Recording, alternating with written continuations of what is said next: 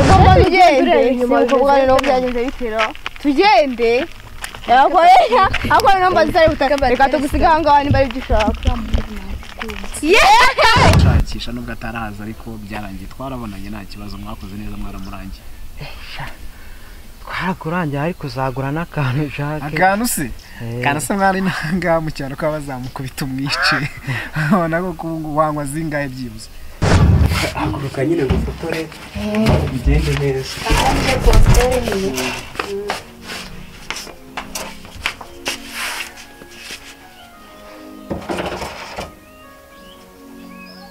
Hasa kudaseka. Nasetse. Bagiye kugutwikira. Mana yanjye ndapfuka ahubwo amaherezo. Yakesha ushko. Nizeye ko nzababwira. Hindukire. Yoko ni nyuma se. Keza. Yitese. Asa umuntu w'umusore nkawe ni ukugenda uryamavuka mu muhanda. Jewe se. Wowe cyane nyine. kubona mfite. None ibitakaye sivuye ko hano nta giti gihari. Ise n'ingero bifite. Ninde? Nakareka. Yavuka ibibara ryo rifite. Umuntu w'umusore agenda uryavuka mu muhanda uko se uba maraso mufite. Ariko ndibutse. Uyu mupira namanitse mu giti cy'avoka. Wowe muri mubi. Uri muvuga sha. Akusha. Anike akusha. Wica sha. Munde gama. Wica. Oya. Anike ariko jya muzukuru mu wica sha. Mumurekure mu mwere. Mumurekure ariko.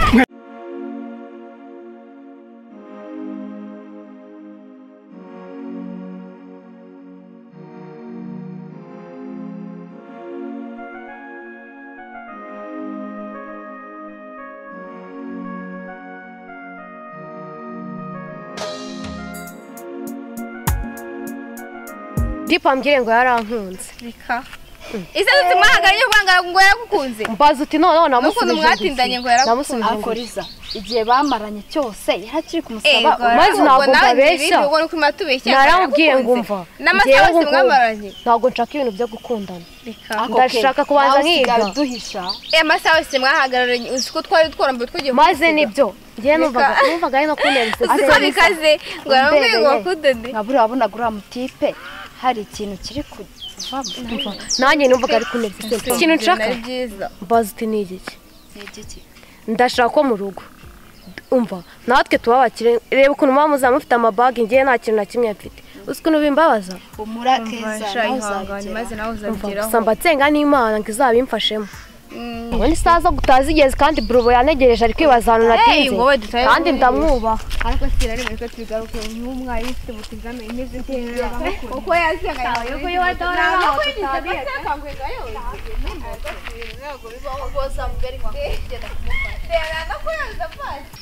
Jacques ubimeze gute? Shabe none neza ndabona icyaro kinya cyaranyakiriye kabisa. Nyine nta kundi wabigenza nyine ugomba kwihangana. Nta kundi mu buzima se ko umuntu aba agomba kwihangana wagira ngo ubundi utihanganye wabigenza ute kundi.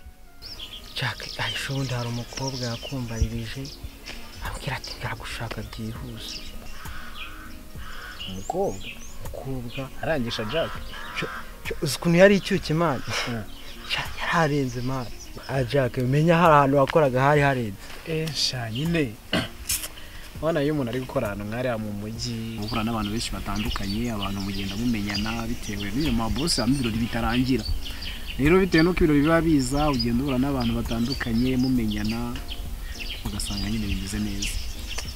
Sha nyine uriya sister namubonye ngira ubwoba bagati Jacques gute uriya sister yaza mumbaza ameze kuriya. Ariko uriya sister nyine nta bintu biba birenze uriya sister nyine ni inshuti yanjye bisanzwe nyine twari inshuti igihe nari ndi mu mujyi. Niyo mpamvu yaje kunsura urumva yarambuze biba ngombwa akaza kunsura anshakisha nubwo ataraza ariko byarangiye twarabonanye nta kibazo mwakoze neza mwaramurangiye. Twarakurangiye ariko uzagura n'akantu Jacques. Akantu se? Kana se mwari nanga mu cyaro kwa bazamukubita umwice. Abona ko wangwa zingaye byibuze. Ase Jacques se wabonye ari neza koko. Nyine wangwa zingaye. Ngiye nakubeye. Dutatu. Basi ngewe sha nkwemereye ikesi do. wowe na sister wawe nanjye na sister wanjye muzaze kudusura njye na sister wanjye no twese turi kumwe mpite ngiye mbasohoka no ngende nzibagurira Ari Jack. niko gahunda igomba kumera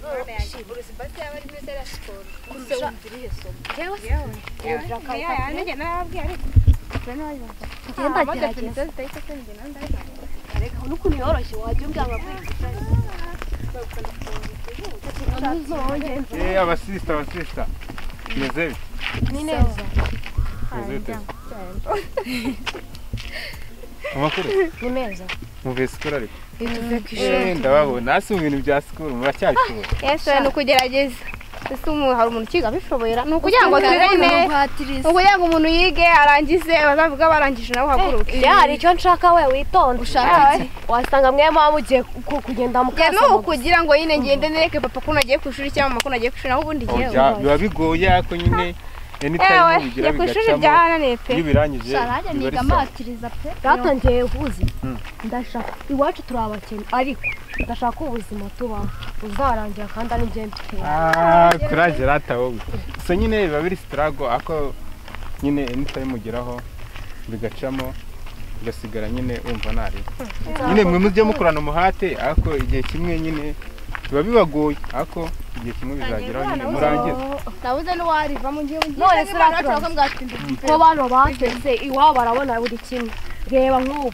baba bafite amabaga nta kintu na kimwe mbanifite aba barateze ariko amabaga ariko ratanda nabibona ese baba bagutwaje amakari yambikiye nyine ikayi neza nabigenza abasista banjye ariko niyo ngwino mu bakire ko baba nahise ese ntubibona ariko nari ufite inshuti z'abana mu bakire bazajya nyine nakundi nyine bajya gusa naye umva naye nzakira nako ngo niyo ngwino ndabona ari n'amabaga wanzara nayo mu bakire birumvikana niyo mpamvu ratabiga nta bushake bashyize kuko babona ababyeyi babo nese ubushake tujyamo nuko babyaye nabanzi ko nta mama ndi busange na papa nkajya kwirirwa nikinagura ku ishuri wawe oya rata nayo nyine bizacamo n'ubwenda uri mu bakene ariko nyine ngiye hari ahantu nari ngiye reka mbacike murakoze sana aribi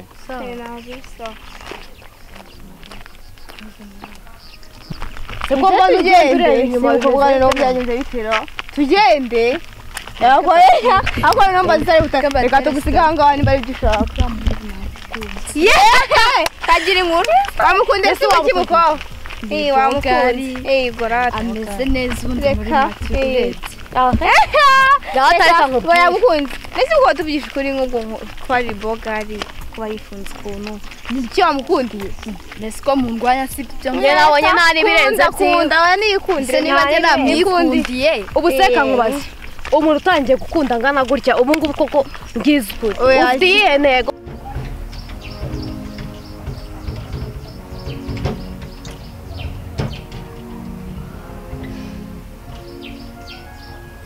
Kanike Shamimi yasigaye ameze neza cyane shaka ameze neza fresh ni mugoroba twavuganye yarabyibushye shaka ameze neza shanda mukumbuye gusa sha nyine nawe yambwiye ngo aradukumbuye nese bawumva kubwira akazaza ryari nyine abona sha ntago yambwiye azazara gusa nyine yambwiye amasomo ni hatari ariko nyine aragerageza kagira agerageza nyine akiga uko bishoboka nyine Ede ndashaka kumfotorera ifoto itwika ariko gutwika nyine ukoresha iki se shaka kuzashyira kuri FBMan shaka gutwika status aha nawe urabyumva ase wibagiye kuri umunyeshuri nuko ndi umunyeshuri ariko se bivuze ko ntatwika ndashaka gutwika shaka gufata igihugu nika rwose ndashaka gufatisha ku buryo buri wese azabasha shaka gutangiye kuvuga ibyo ngibyo ubwo wakoze nyine simba ndi kubyumva se ese we hari icyo utabona aha ndabujije se nari wenyine shaka ngufotora okay kanze gufotore haguruka nyine gufotore bigende neza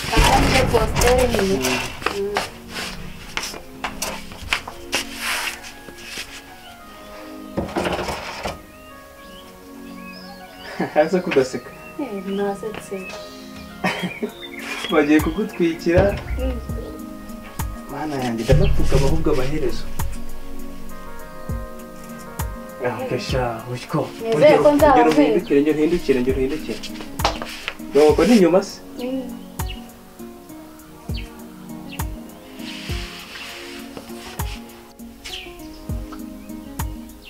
Otyo. Kandebe rero. Samwerekeze. Makaboye. Akariko sawa. Sigas komeza ndende. Komeza mwerekeze ufundi. Akasi. Ase kumana ahubwo iyo turi kuvana iri kwanza kuruta iyabanje. None sakara. Komba nasa zose ari nziza. Nazo uhitamo iya mahitamo niyo yawe nyine. Yo none aya maso yawe ndebera. Kana nakuzumbinga ariko. Bange nganura neza. Umuntu we nagubire. Ni mpamvu dukobwa tuzi duhungu twapfuye twinaha nyine. Nona keza kabara. Akeza naka. Uze akangaka niko keza. Nona ni impanuki. Kabisa. Anike ngiye gutwika pe.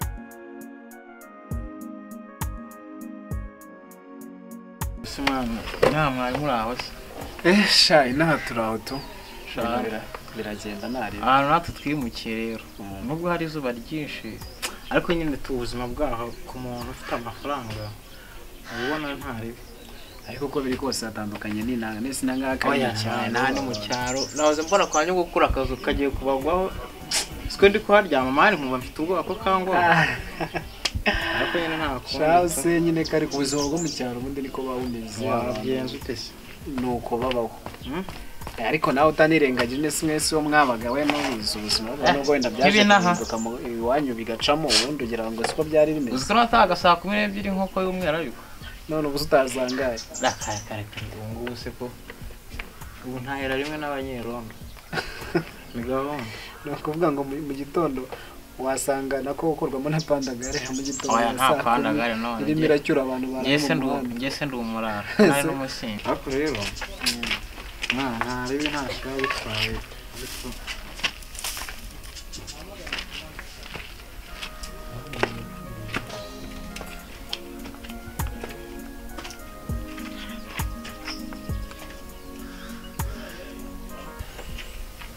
Ese mushiki wawe kumana agenda yasuzuguye abantu no gusoza ko kweli. Shabura ntabwo nzi wenda ashaka ko afite ikibazo ntabwo mbizi ariko ntabwo uri umuco nari ngumuzi. None si yansuza ariko iki. Nasubiye amperuka garyanye. Kumubaza impamvu yamuteye kuba yaca ku bantu atabasuye. Aya nta kintu ushaka umwihorere hari igihe nyine umuntu aba abyibagirwa nabyo bibaho. Ako ntari nyine. Gusa yabaye mwiza. Kabisa yabaye mwiza. Ako nibyo tunabyihorere. Nawe ubundi se wambwiraga ubuzima bw'inaha. Ubuzima bw'inaha ni hata.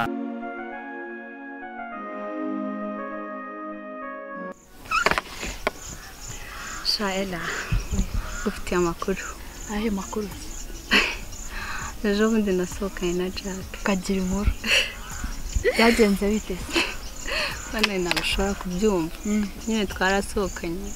Nje guhora mubwira ngo tubishite bisanzwe. Banze mbwira abantu yagusohokanye.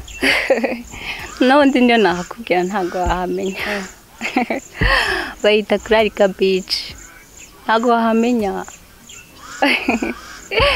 Nyine byane byo gura nijisha ngo ibisi n'ibiki ngo twinshi bisanzwe. Kujisha byaranze mitamubwira ko mukoco. Yes. Yabifashe gute? Shaya byakire neza gusa by one condition. Yambwiye ko adakunda nyina abakobwa bakunda abahungu benshi kandi nawe urabizi nawe ndakunda cyane. Cause mba bidashimishije Ndumva nta kibazo ni byiza cyane ahubwo. maze nawe uburyo mbibwiramo. Yesu kuki utari wabimbwiye?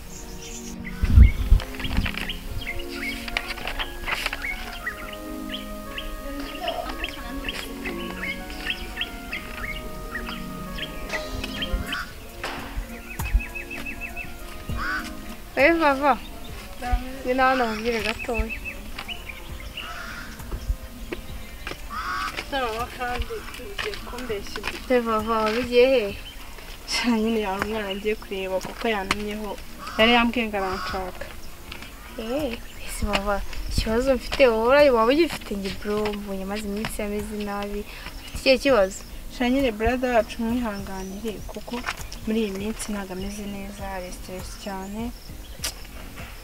Kubera iki? Hari umusista yamubabaje tu. Umusista waje akaba tumye akara umunsi wose. Nyine gaho kari kundi karandurika. Reka njye ndabyo kare ibintu byamubabaza ariko nyine wowe umwihanganire. umutware neza umwiteho nimba akubwiye ngo umukorere ikintu ukimukorere nk'uko akigusabye kunyura kundi ikintu ushaka gukomeza gukora mu magara cyane n'ibyo muri akaje ndakibura rero saa nyine wirirwe neza ute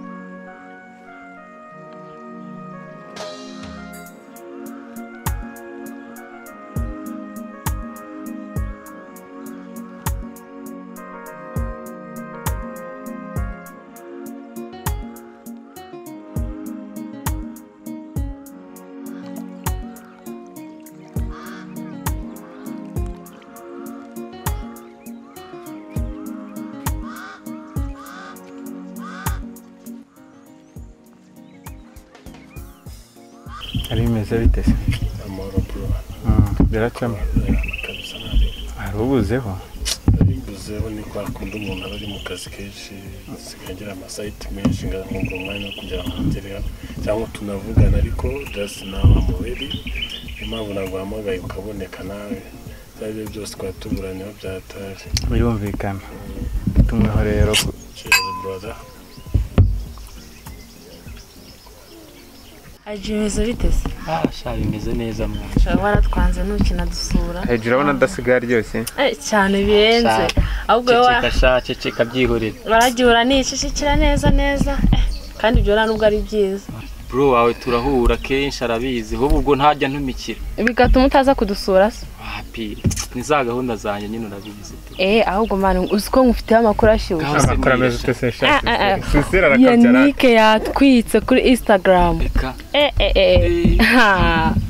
Jabure yatwitse abaye cyangwa reba ne arayikoresha biruta uzina twiwe ahubwo murebe mwana bamwita Yannick aguri kumubonaho kuntu yatwitse nika turebere ko turifotoye ariko uzi koko bamukurikirana we bamubonye aratomboye koko kutombora agasa ubwo birarenze cyakora uyu munsi ndarara neza pe araryamusinzira nankoreye akantu kabisa ho gukora hano kabisa aramwemera cyane umwana aragutwaye pe ni ibintu bigaragara urarira amufata umwana ariho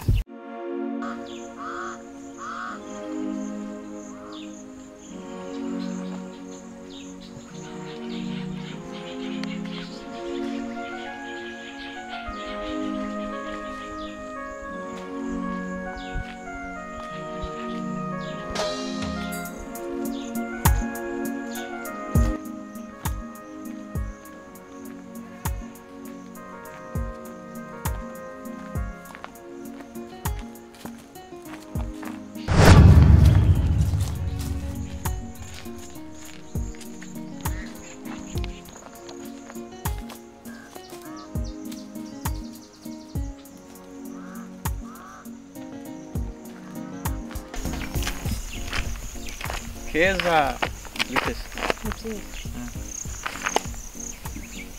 Asa umuntu w'umusore nkawe ni ukugenda uryamavuka mu muhanda jewe se wowe nyine kubona mfite none ibitakaye sivuye ko hano nta giti gihari ise nigera bifite ninde nakareka yavuka biba ryo rifite umuntu w'umusore agenda uryavuka mu muhanda uko se uba maraso mufite ariko ndibutse uyu mupira namanitse mu giti cy'avoka ushobora kuba yahanutse ikagwamo simbimenye nko yamanutse igwamo ihiye nyine irangije ugeze hano imbere yanjye nibwo itakaye ibyo tubyihora ahubwo duhuye nagushakaga washakira iki akantu ari ngufitiye ahangaha kandi ndabizi karazagushimisha ntagake uza urakabona siko ari bugushimishe mbizi subscribe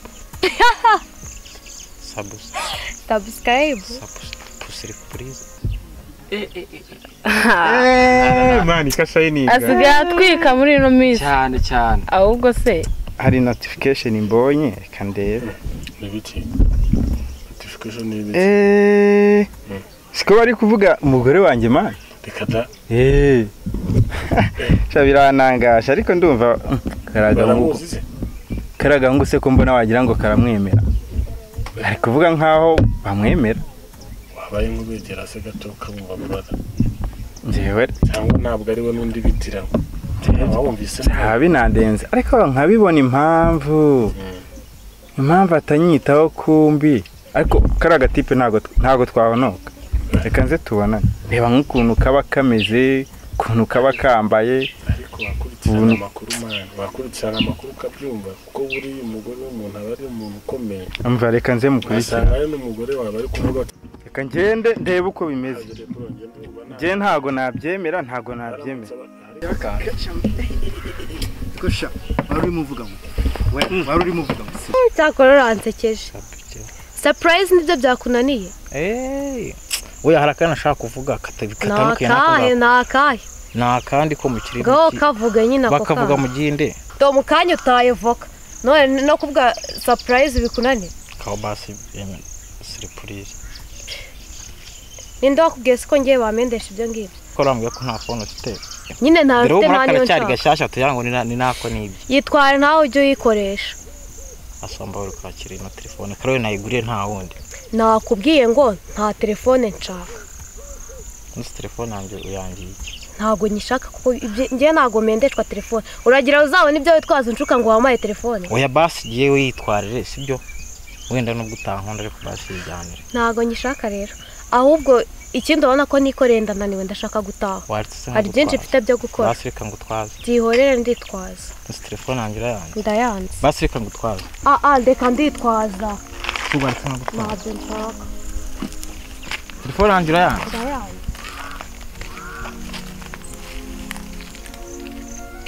bampemukiye ariko sisha wari uri muvuga ngo ibikise wari uri muvuga ntabwo ari ibikise wowe muri mubi wari uri muvuga sha wari uri akosha anike akosha bica sha bica oya anike ariko jya muzukuru mubica sha mumurekure mumurekure ariko we asundi man ufite iki kibazo oya banza tuzi ikibazo cyo cyo mundekere mu ikibazo cyo banza cyo mundekere iki kibazo kankubaza ufite iki kibazo ufite iki kibazo undi kibazo ki si ubwa mbere umbonye ukoze kuri anike wanjye se buryo uravuga nike sha kuva ryari kuri anike wanjye kuva ryari wambona ndavuga wari rwambona ariko ubonike se waramukoye ubonike waramukoye ariko ni nkuba tuza tuza gabanya kavuye subiraho turutse subireza bawo